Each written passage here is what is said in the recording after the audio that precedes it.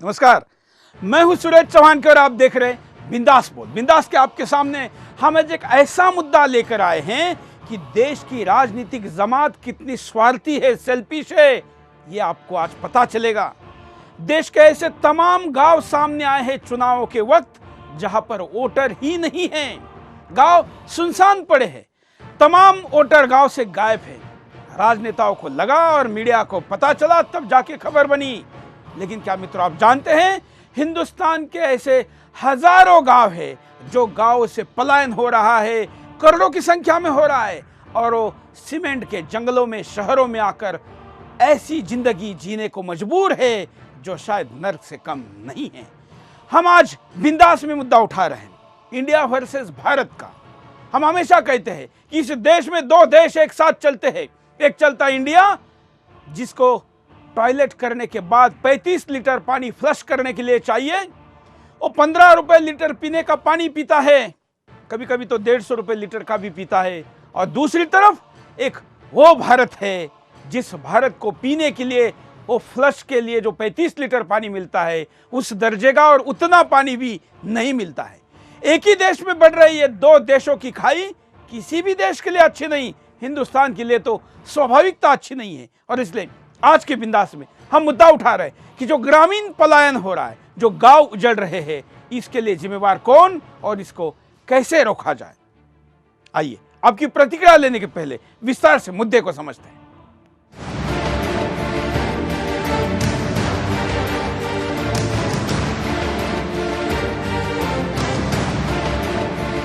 गांव हमारे देश की रीढ़ है, जो कि देश की आधारशिला रखते हैं।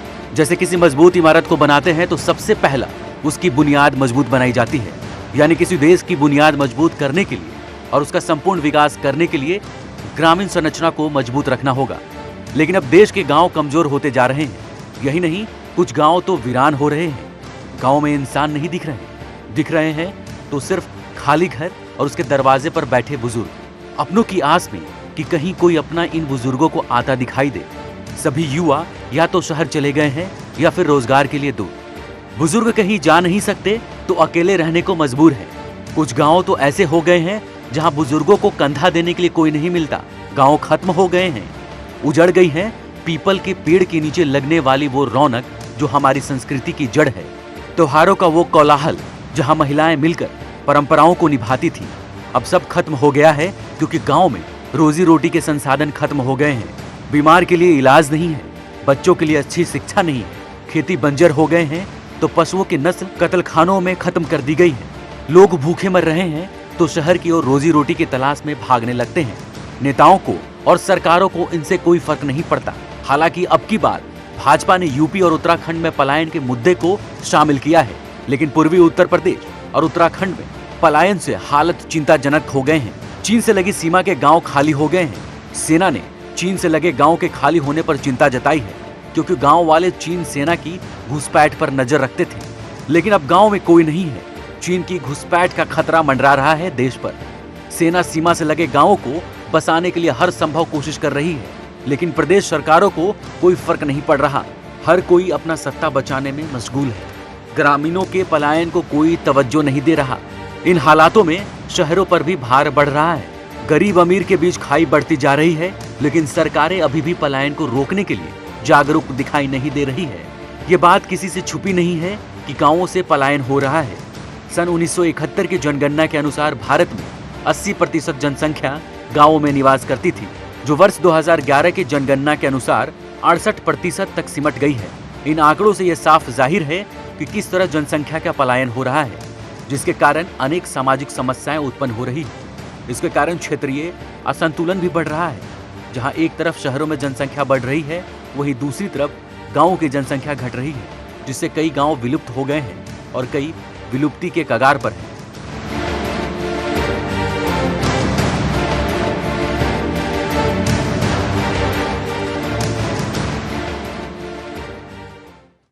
कम से कम मतदाता खोजने के नीचे गए लालची नेताओं को तो यह पता चला कि ऐसी स्थिति है, अन्यथा शायद तब भी पता नहीं चलता कि हमारे गांव उजड़ रहे हैं। आखिर कौन जिम्मेवार है? आखिर ऐसी नीतियां क्यों नहीं बनती जो हिंदुस्तान में दोनों प्रकार के लोगों को, शहरों और गांव के लोगों को फायदे की हो। क्या केवल हम महानगरों के जंगल बनाएंगे और क्या हम स्वर्ग जैसे गांव को उजाड़ देंगे? कई कॉलर हमारे साथ जुड़े हैं, उनके पास चलते। आप भी कॉल करके अपनी बात को रख सकते हैं। जय हिंद, बोलिए, क्या कहना है आपको? हेलो। हाँ। हेलो, मैं के एन ठाकुर बोल रहा हूँ। और हमारा ये मानना है कि देश के अंदर दूसरा देश की जो नीति बन रही है उसमें सबसे बड़ी जिम्मेवारी हमारी सरकार की है। हमारी फॉल्टी औद्योगिक नीति और हमारी फॉल्टी शिक्षा नीति, जिनके चलते जो है देश दो पार्ट में बंट रहा है। तो हमें अपने औद्योगिक नीति और शिक्षा नीति पे विशेष रूप से ध्यान देना होगा ताकि भारत गांव का देश बना रहे और हमारी तरक्की चौमुखी हो। धन्यवाद। अगले कॉलर के पास चलते हैं। जय हिंद। ये ग्रामीण भारत के पलायन को रोकने के लिए सबसे पहले हमको वहाँ पर कुटीर उद्योग को लगाने के लिए फलों के रसों व उसकी उत्पाद को उसकी खेती को बढ़ावा देना चाहिए। आज अमेरिका के 18वीं सदी के बाबा आदम का जहरीला कचरा को पेप्सी हटाकर 21वीं सदी के आधुनिक व ग्रामीण भारत के आंवला, एलोवेरा व फलों के रसों को बढ़ावा देना चाहिए। वह वैलेंटाइन डे में जो चॉकलेट का डे को बढ़ावा देने ताकि डायबिटीज बढ़े, चॉकलेट डे के कारण, तथा कोक पेप्सी जहरीली विज्ञापन करने वाले आतंकी आमिर खान, शाहरुख खान, सलमान खान, प्रियंका चोपड़ा, दीपिका पादुकोण। चलिए, एक कुल मिलाकर है कि हमने जो हिंदुस्तान की असली अर्थव्यवस्था थी, जो हर हाथ को काम और हर काम को हाथ, हर व्यक्ति को रोजगार था, लेकिन वो व्यक्ति आज बेकार बना दिया गया। क्योंकि आपके घर में, आपके मोहल्ले में, आपके चौक में बनने वाले जूस को नकली, खराब बताकर उसके खिलाफ मीडिया में रिपोर्ट चलाकर, डॉक्टरों के द्वारा कैंपेन चलाकर आपके पास एक जहर भेजा गया और उस जहर के द्वारा हिंदुस्तान में मरीजों की फौज और मार्केट खड़ी कर दी। कितनी अच्छी बात कही स्कॉलर ने। आखिर गांव में कुटीर उद्योग बनेंगे, गृह उद्योग बनेंगे तो नेचुरली वहां से पलायन नहीं होगा। शहर में आकर क्या करते हैं लोग? 3-3, 5-5 हजार रुपए की नौकरी करते हैं, 2 वक्त का समय पे खाना नहीं खा पाते, लेकिन फिर भी गांव में रहना नहीं चाहते क्योंकि आपने वहां पर कुछ दिया ही नहीं। अगले कॉलर। जय हिंद। हेलो, बोलिए। हाँ जी भाई साहब, मैं B186 पटेल नगर सेकंड से बोल रहा हूँ। हाँ, गाजियाबाद से। बोलिए। तो अरुण कुमार शर्मा मेरा नाम है। मैं ये कहना चाह रहा हूँ कि शहर से कोई आदमी गांव में जाकर के रहना चाहता है। मैं राजस्थान का रहने वाला हूँ पुराना। तो उसको इस तरह की कोई फैसिलिटी मिलनी चाहिए कि वहाँ पर उसको रोजगार का साधन दिया जाए और उसको मकान की सुविधा दी जाए, 5-4 लाख रुपए की मदद करी जाए, जिससे वो जाकर शहर को छोड़ करके दोबारा गांव में बसना चाहे। तो बहुत अच्छा आप जो बात कह रहे हैं, शायद ये बात सुनते समय बहुत लोगों को लगेगा कि क्या बात कर रहे हैं, पैसे देने की बात कर रहे हैं। लेकिन क्या आप जानते हैं, शहरों में पर हेड एक्सपेंसेस अब इतना ज्यादा हो गया है कि शहर के किसी व्यक्ति को सरकार कुछ पैसे देकर अगर गांव में भी बिठाती है तो भी उस शहर का खर्चे का लोड कम हो सकता है। यह स्थिति आ गई है। लेकिन हम कंपैरेटिव एनालिसिस स्टडी कभी करते ही नहीं और हम बस बढ़ते हुए भीड़ को एक बाजार बनाकर, क्योंकि राजनेता के लिए वोट चाहिए। कौन सा नेता चाहेगा, म्युनिसिपालिटी का पार्षद चाहेगा कि उसके वोटर कुछ वहां से कम हो जाए? कौन विधायक चाहेगा कि उसके वोटर कम हो जाए? इनको तो नकली वोटर बनाकर, गांव से नहीं मिलते तो बांग्लादेश से लाकर बिठाएंगे, लेकिन उनको कम नहीं होने देंगे। अगले कॉलर। जय हिंद। नमस्कार सर। बोलिए। हाँ जी, क्या कहना है आपको? हाँ जी, मुझे ये कहना है, मोदी जी को अगर यहाँ से मुसलमानों को भगाने से फुर्सत मिला तभी तो शहर और गांव की तरफ इनका ध्यान जाएगा। फालतू बात मत करिए। किसी भी विषय में मोदी, हिंदू, मुसलमान क्यों लाते हैं? ये तो देश का विषय है, इसमें क्यों राजनीति कर रहे हैं? राजनीति इसमें इसलिए करनी पड़ रही है। चलिए एक छोटे से ब्रेक लेते हैं, ब्रेक के बाद दोबारा आएंगे। बिंदास बोल रहा है।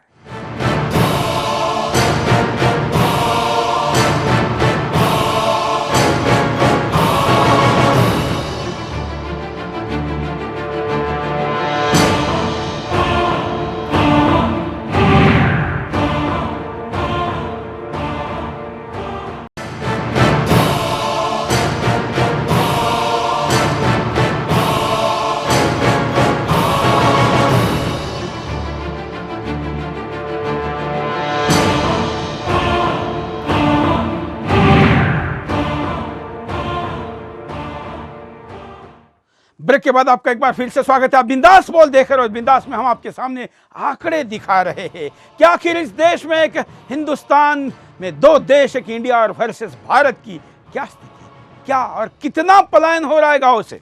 देखिए,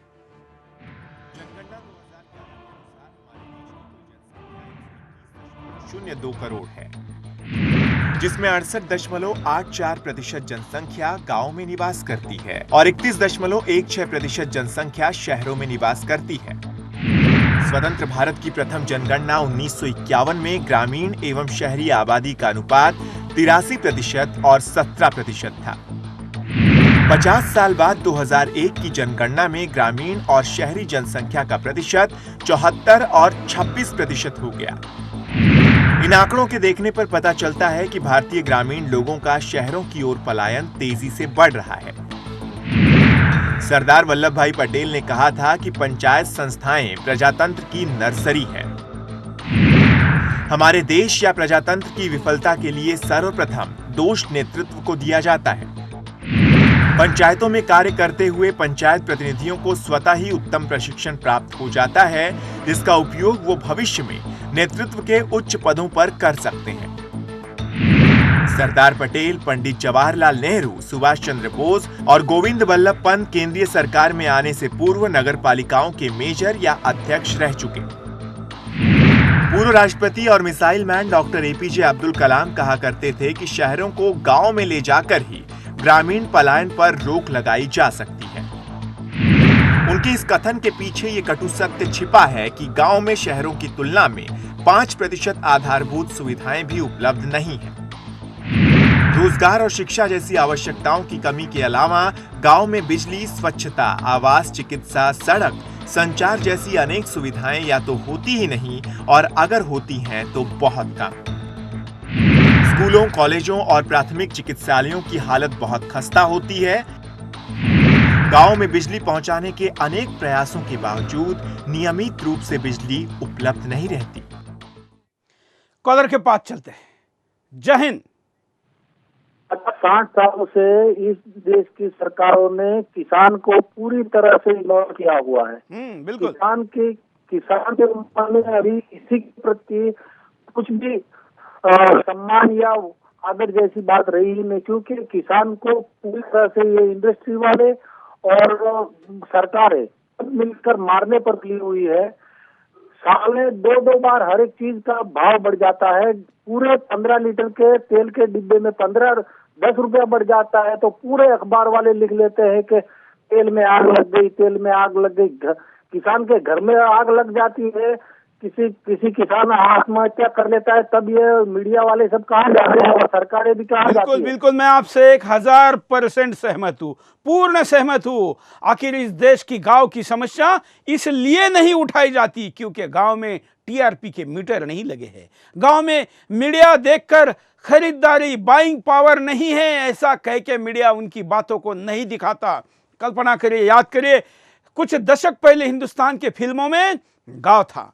हिंदुस्तान की फिल्मों के गांव की समस्या थी। किसान फिल्मों का नायक होता था, अधिनायक माना जाता था। लेकिन आज फिल्में तो दूर, चैनलों में खबर भी तभी बनती है जब किसी राजनीतिक दल को उस पर रोटी सेकनी हो तो किसान की चिता को आग लगाई जाती है और खबरों पर, चैनलों पर दिखाई जाती है। आखिर उस सत्य को, तथ्य को हम क्यों नहीं दिखाते?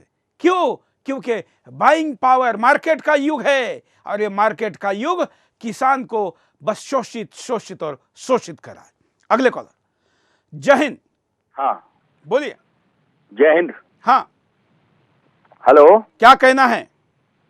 कहना ये है, अगर गांव में आधारभूत सुविधाएं दे दी जाएं, हाँ, तो कोई भी दिक्कत ना हो, गांव का आदमी पलायन ही नहीं करेगा। बिल्कुल। गांव में आधारभूत सुविधाओं की जरूरत है जो नीचे स्तर की हैं। बिजली, पानी, रोड, सड़कें, लाइट, ये सारी चीजें हो जाए तो कोई दिक्कत ना हो। बिल्कुल सही कहा आपने। लेकिन क्या आप जानते हैं कि आज आजादी के 7 दशकों बाद भी हिंदुस्तान में ऐसे गांव की संख्या हजारों में है जहां पर बिजली का बल्ब जलना तो दूर, वहां तक बिजली का खंभा भी खड़ा नहीं हुआ है।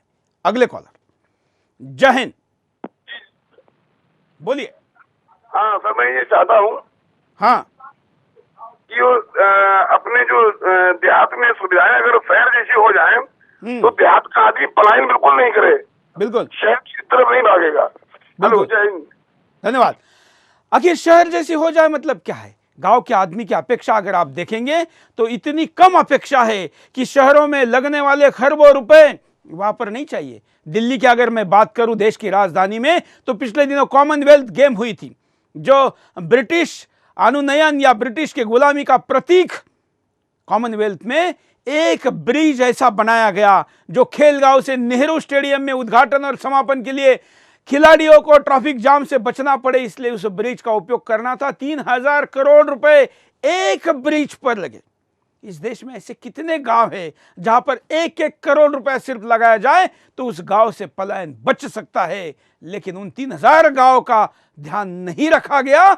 बस चंद खिलाड़ियों को ट्रैफिक से बचने के लिए एक ब्रिज बनाया गया। कॉलर के पास चलते हैं। जय हिंद। बोलिए, क्या कहना है आपको? मैं गुजरात से बोल रहा हूँ। हाँ बोलिए। बोटाद जिला है, तालुका बड़वा, गांव साचरिया। थोड़ा फास्ट बोलिए, धन्यवाद। हम जरा कारण भी नजर डालते हैं कि आखिर क्या कारण है। देखिए आपके स्क्रीन पर। परंपरागत जाति व्यवस्था का शिकंजा। परंपरागत जाति व्यवस्था का शिकंजा इतना मजबूत है कि शासन और प्रशासन भी सामूहिक अन्याय का मुकाबला करने वालों के प्रति उदासीन बना रहता है। शहरों में औद्योगिक इकाइयों की स्थापना। औद्योगिकरण शहरीकरण की पहली सीढ़ी है। आजादी के बाद भारत ने देश के आर्थिक विकास को बढ़ावा देने के इरादे से छोटे बड़े उद्योगों की स्थापना का अभियान चलाया। ये सभी उद्योग शहरों में लगाए गए, जिसके कारण ग्रामीण लोगों का रोजगार की तलाश एवं आजीविका के लिए शहरों में पलायन करना आवश्यक हो गया। नगरीय चकाचौंध में फंसते लोग। भारत में गांव से शहर की ओर पलायन की प्रवृत्ति बेहद ज्यादा है, जहां गांव में विद्यमान गरीबी, बेरोजगारी, कम मजदूरी, मौसमी बेरोजगारी, जाति और परंपरा पर आधारित सामाजिक रूढ़ियां, अनुपयोगी होती भूमि, वर्षा का अभाव एवं प्राकृतिक प्रकोप इत्यादि कारणों ने न सिर्फ लोगों को बाहर भेजने की प्रेरणा दी, वहीं शहरों ने अपनी चकाचौंध सुविधाएं, युवाओं के सपने, रोजगार के अवसर, आर्थिक विषमता, निश्चित और अनवरत अवसरों में आकर्षित करने में कोई कसर नहीं छोड़ी। शिक्षा और साक्षरता का अभाव। शिक्षा और साक्षरता का अभाव पाया जाना ग्रामीण जीवन का एक बहुत बड़ा नकारात्मक पहलू है। गांव में न तो अच्छे स्कूल ही होते हैं और न ही वहां पर ग्रामीण बच्चों को आगे बढ़ने के अवसर मिल पाते हैं। इस कारण हर ग्रामीण माता पिता अपने बच्चों को अच्छी शिक्षा प्रदान करने के लिए शहरी वातावरण की ओर पलायन करते हैं। रोजगार और मौलिक सुविधाओं का अभाव। गांव में कृषि भूमि का लगातार कम होते जाना, जनसंख्या बढ़ने और प्राकृतिक आपदाओं के चलते रोजी रोटी की तलाश में ग्रामीणों को शहरों, नगरों की तरफ जाना पड़ रहा है। गांव में मौलिक आवश्यकताओं की कमी भी पलायन का एक बड़ा कारण है। गांव में रोजगार, शिक्षा, स्वास्थ्य, बिजली, आवास, सड़क, परिवहन जैसी अनेक सुविधाएं शहरों की तुलना में बेहद कम है। एक छोटा सा ब्रेक लेते हैं, ब्रेक के बाद दोबारा आएंगे। बिंदास।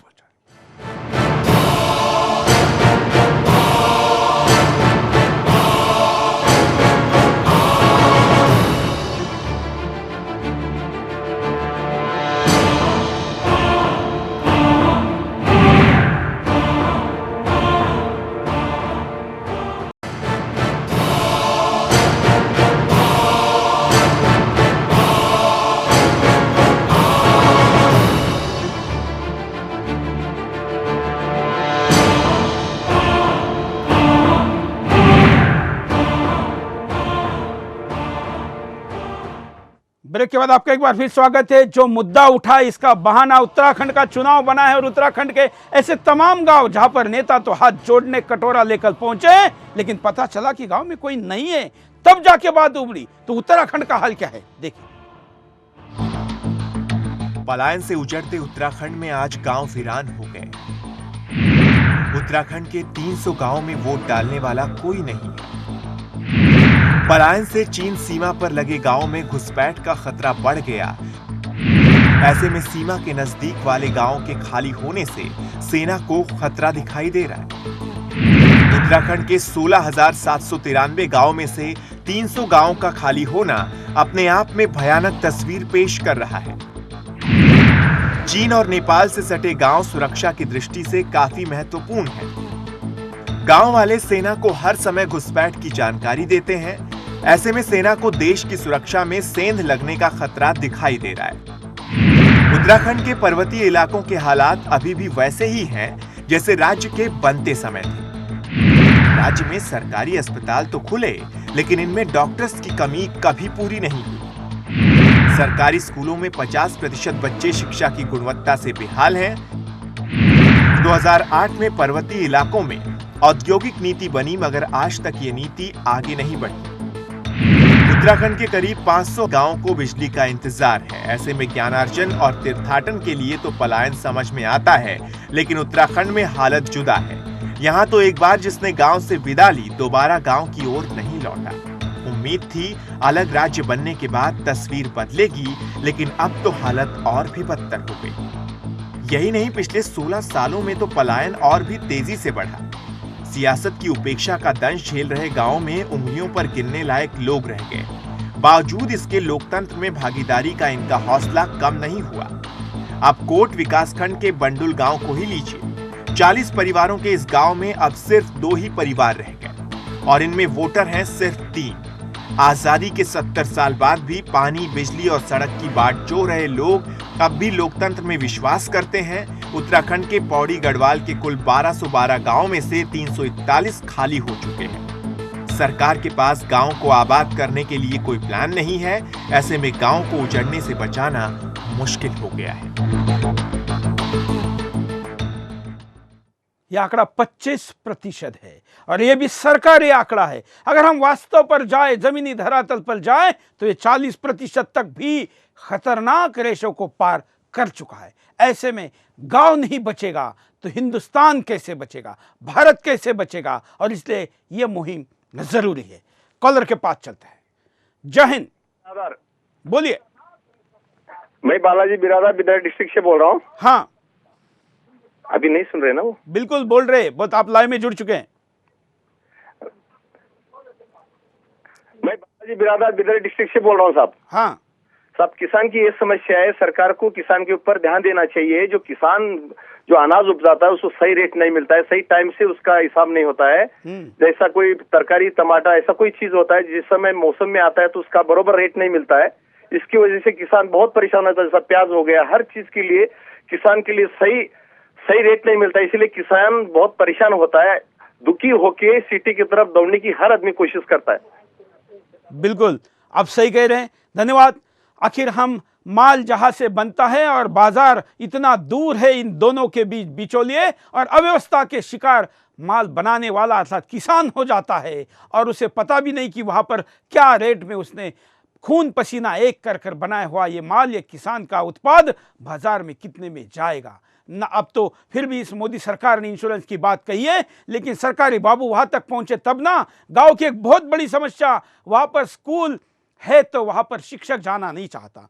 वहां पर अगर प्राथमिक आरोग्य या प्राइमरी हेल्थ की फैसिलिटी है तो डॉक्टर नहीं जाना चाहता। वहां पर बैंक खोलो तो कर्मी नहीं जाना चाहता।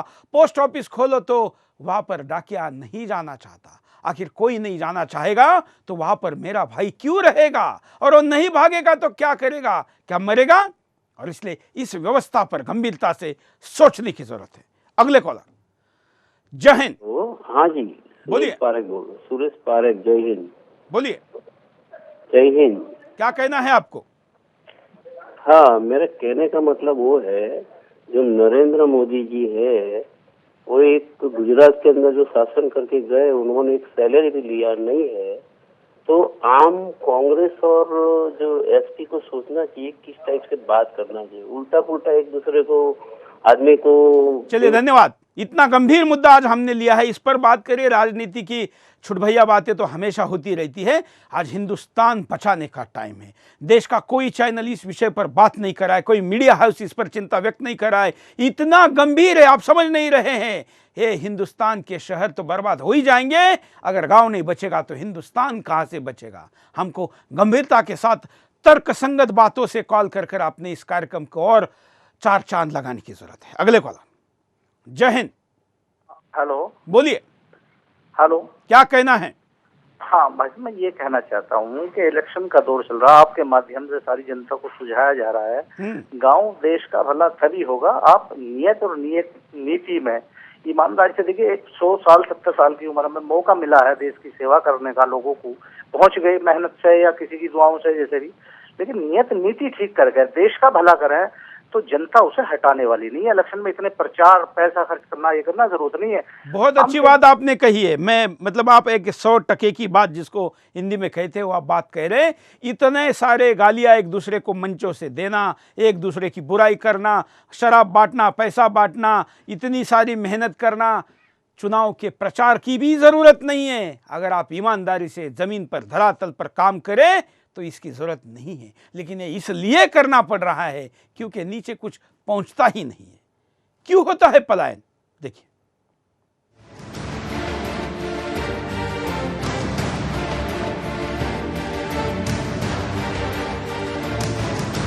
महानगरों और छोटे बड़े शहरों में आज गांव से आने वाले युवकों और अन्य लोगों की भरमार देखी जा सकती है। ऐसे में गांव में उस अनुपात से आबादी नहीं बढ़ रही, वहीं शहरों की आबादी दिनों दिन बढ़ती जा रही है।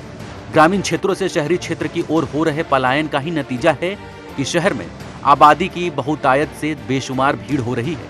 गांव का सादा शांत माहौल, अच्छा दूध घी का खाना, ताजी हवा, आपसी प्रेम मोहब्बत शहरों महानगरों में कहां देखने को मिलती है। इसके बावजूद शहर की सुख सुविधा गांव वालों को अपनी ओर खींचने लगी है। वहीं ग्रामीण क्षेत्रों में सुविधाओं की कमी लोगों को शहरों की ओर खींच रही है। अब गांव में रोजगार भी नहीं है जो सबका पेट पाल सके। घटती जोत, घटती पैदावार, पानी के नीचे जाते स्तर और बंजर होती जमीन जैसे कारणों के चलते अनपढ़ और पढ़े लिखे रोजगार की तलाश के लिए शहरों और महानगरों की ओर आते हैं। अच्छा रोजगार मिलने के बाद अपने परिवार को भी वो शहर में ही बसा लेते हैं। गाँव में शहरी क्षेत्रों की अपेक्षा सुविधाओं का अभाव है। दुख तकलीफ में भी जब हालात गंभीर हो तो शहरों की ओर राह देखनी पड़ती है। खान पान में भी ग्रामीण क्षेत्रों में वो बात नहीं रही। गांव में मूलभूत सुविधाओं के अभाव के अलावा सड़क, यातायात के साधनों की भी कमी है, जबकि शहरी क्षेत्रों में हर प्रकार की सुविधाएं होती हैं। इसलिए भी गांवों से लोगों का मुंह भंग हो रहा है। समय की रफ्तार में सब कुछ बदलने लगा है। शहरों की भागदौड़ की जिंदगी में किसी को समय नहीं, लेकिन ग्रामीण क्षेत्रों में भी राजनीति गुटबंदी का माहौल बनने लगा है। वक्त के साथ मनुष्य की आवश्यकताएं, उसका खान पान, रहन सहन, जीने का अंदाज बदला है। बेहतर भविष्य की सोच वाले लोग गांवों से शहरों की ओर आने लगे हैं। पिछले दशकों में शहरों की जनसंख्या में वृद्धि गांवों से आकर बसने वालों के कारण सबसे अधिक हो रही है। इस बात से इनकार नहीं किया जा सकता है, गांव में बच्चों के लिए अच्छे स्कूल नहीं है। गांव के बच्चे शहर के बच्चों से प्रतियोगिता में पिछड़ जाते हैं। ऐसे में हर कोई अपने बच्चों को शहर के अच्छे स्कूल में भेजना चाहता है।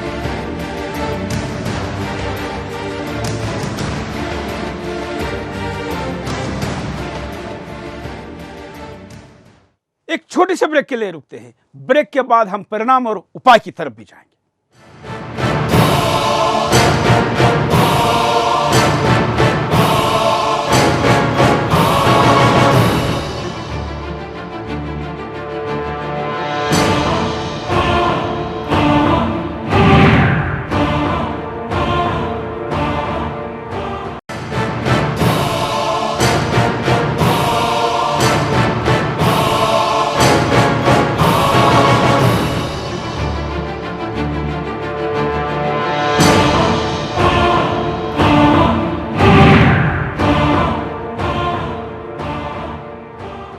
ब्रेक के बाद आपका एक बार फिर से स्वागत है। हम सीधे परिणाम पर जाते हैं कि क्या परिणाम होगा, देखिए।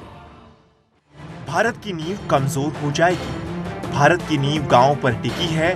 अगर भारत के गांव ही कमजोर हो जाएंगे तो कैसे भारत मजबूत होगा? ऐसे में हमें गांव के विकास और उन्हें उजड़ने से रोकना होगा। गांव से शहरों की ओर पलायन जारी रहेगा। राजनीतिक दल लोगों के पलायन को रोकने के वादे तो करते हैं, लेकिन सरकार बनने के बाद पलायन को रोकने के लिए कोई कदम नहीं उठाते। ऐसे में लोग अपना घर-बार छोड़ने को मजबूर हैं। देश की सुरक्षा खतरे में पड़ जाएगी। चीन की सीमा से सटे गांव खाली हो गए। चीन की सीमा पर बसे गांव के नागरिक सेना को सीमा पर होने वाली हर गतिविधि के बारे में जानकारी देते थे। ऐसे में सेना को दुश्मन की हर गतिविधि को पहचानने में आसानी होती थी, लेकिन अब सेना को परेशानी उठानी पड़ रही है।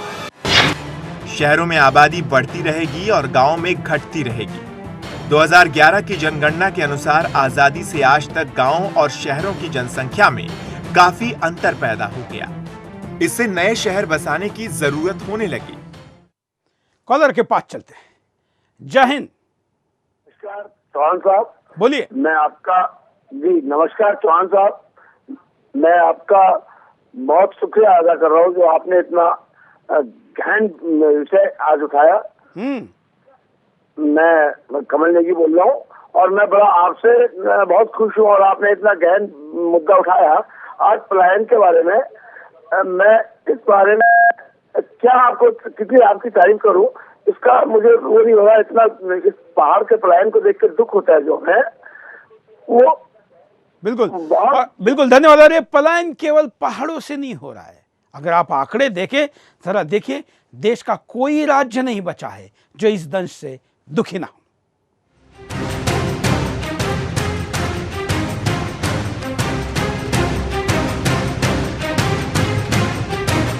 अब हम आपको बताते हैं कैसे और कितनी संख्या में पलायन हो रहा है।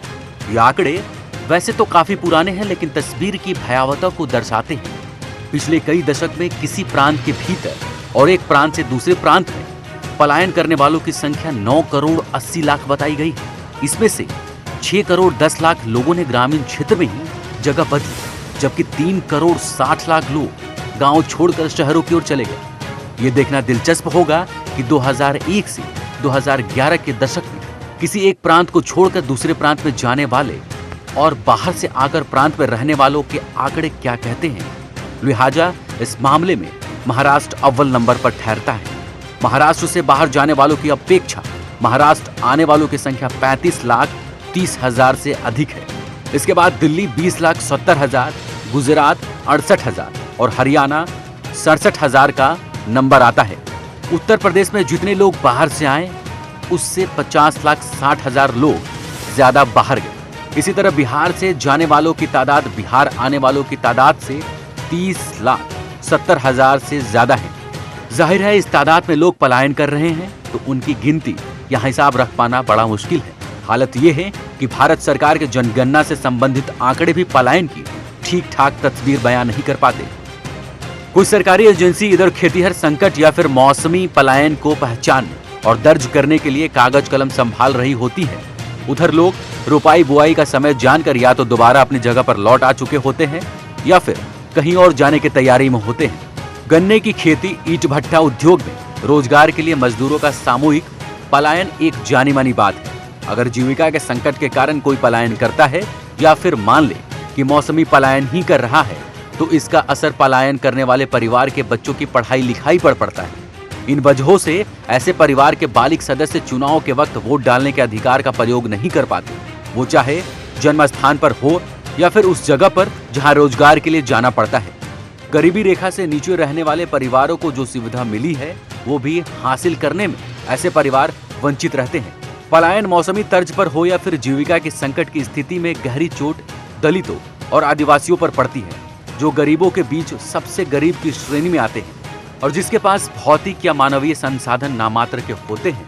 ये एक बात खास तौर पर आंध्र प्रदेश, राजस्थान, गुजरात, मध्य प्रदेश, कर्नाटक और महाराष्ट्र के सर्वाधिक पिछड़े और सिंचाई के लिए मुख्यतः वर्षा पर आधारित जिलों पर लागू होती है। पलायन के सूरत हाल में महिला का खेतीहर मजदूर के रूप में और पुरुषों का असंगठित क्षेत्र में रोजगारी का कोई काम खोजना एक आम बात है। अगर पलायन जीविका के परंपरागत स्रोत पर संकट आने के कारण हो रहा है तो इससे असंगठित क्षेत्र में उद्योगों के पनपने को बढ़ावा मिलता है और शहरों में बेतरतीबी से झुग्गी बस्तियों का विस्तार होता है। छोटी और असंगठित क्षेत्र में पनपी फैक्ट्रियां के मालिक पलायन करके आए मजदूरों से खास लगाव रखते हैं, क्योंकि एक तो ऐसे मजदूर कम मेहनताने पर काम करने को तैयार रहते हैं, दूसरे छोटी मोटी बातों को आधार बनाकर इनके काम से गैर हाजिर रहने की भी संभावना कम होती है। ऐसे मजदूर ठेकेदार के कहने में होते हैं और स्थानीय मजदूरों की तुलना में मोल भाव करने की इनकी ताकत भी नहीं होती। मजदूरों की यह कमजोरी और कम मेहनताना भले ही कुछ समय के लिए उद्योगों के फायदे में हो, लेकिन आगे चलकर देश की बढ़ोतरी की दशा में ऐसे मजदूरों की भागीदारी नहीं हो पाती, क्योंकि उनके पास खरीदने की ताकत कम होती है और इसलिए उपभोग की ताकत भी कम होती है, जबकि बाजार बढ़ते हुए उपभोग से ही बढ़ता है। इस कारण अक्सर ये तर्क दिया जाता है कि गांवों से शहरों की तरफ पलायन तभी समृद्धि की राह खोज सकता है जब मजदूरों के लिए ज्यादा मेहनताना पाने का आकर्षण हो और दूसरी तरफ गांव से खदेड़ने वाली गरीबी हो। सरकारी आंकड़े कुछ भी कहते रहें, कुछ विशेषज्ञ ये मानते हैं कि पलायन करने वालों की वास्तविक संख्या आधिकारिक संख्या से 10 गुना ज्यादा हो तो कोई ताज्जुब नहीं।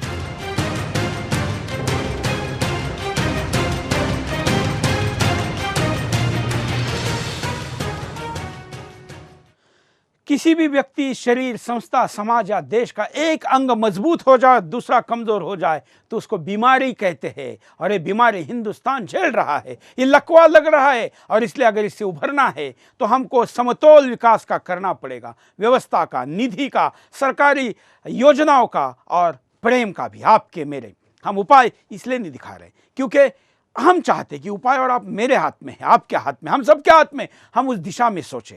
ये केवल सरकार का नहीं, हमारा भी काम है।